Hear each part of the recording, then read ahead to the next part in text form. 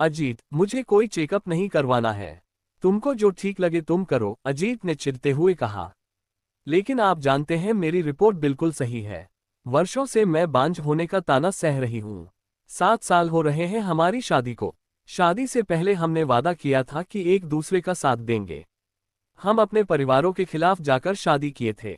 मैं आपसे बहुत प्यार करती हूँ, सिर्फ एक बार डॉक्टर के पास चलकर दिखा दें।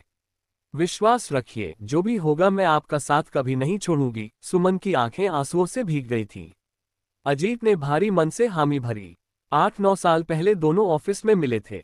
अजीत को पहली ही नजर में सुमन पसंद आ गई थी और साल भर की कोशिशों के बाद सुमन का दिल भी पिघल गया। अंतरजातीय विवाह होने के कारण दोनों ने कोर्ट मैरिज की थी। घर आते ही सास ने फरमान सुना दिया था, तुम अपने पीहर में जो करती थी ठीक है, पर अब इस घर की रीति रिवाजों से चलना पड़ेगा। पढ़ी लिखी सुमन के पर कतर दिए गए।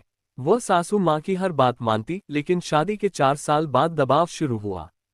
सास पड़ोसन से कहती, हमारी बड़ी बहू को देखो, शादी के अगले ही साल मुन्ना गोद में आ गया। ये पढ़े लिखे लोग ही चोचले करते हैं। सुमन और अजीत भी बच्चा चाहते थे, लेकिन सुमन कंसीव नहीं कर पा रही थी। ताने बढ़ते गए। एक दिन सुमन की सहेली लता उसे डॉक्टर के पास ले गई। रिपोर्ट्स नॉर्मल थीं। जब उसने यह बात अजीत को बताई तो वह भड़क गया, क्या तुम मेरी मर्दानगी को ललकार रही हो? सुमन स्तब्ध रह गई। फिर भी उसने हार नहीं मानी और अजीत को प्यार से समझाकर डॉक्टर के पास ले गई।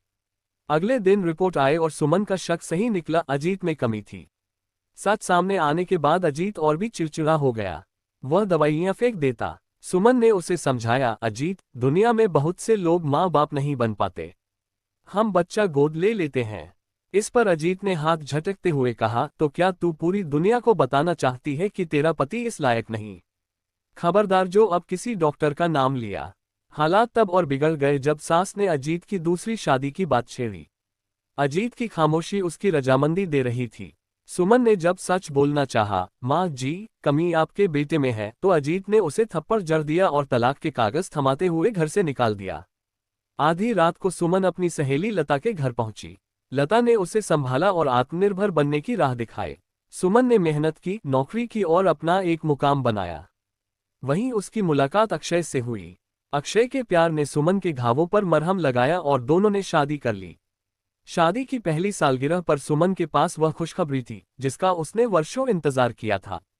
दूसरी तरफ अजीत की दूसरी पत्नी उसे छोड़कर चली गई थी और वह सच्चाई जानकर शराब में डूब चुका था। एक दिन अजीत के घर की घंटी बजी। सुमन सामने खड़ी थी। उसने अपनी सास की आंखों में आंखें डालकर कहा, माँ जी, याद है आपने कहा था कि आपके जीते जी मैं खुशखबरी नहीं दे पाऊंगी। यह मेरी गोद भराई का कार्ड है, आशीर्वाद देने जरूर आइएगा। अजीत की हिम्मत नहीं हुई कि वह नजर मिला सके।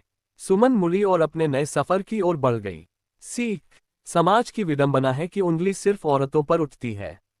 लेकिन याद रखिए, परिस्थिति कितनी भी कठिन क्यों न हो, खुद पर भरोसा रखें। जिंदगी दूसरा मौका जरूर देती है।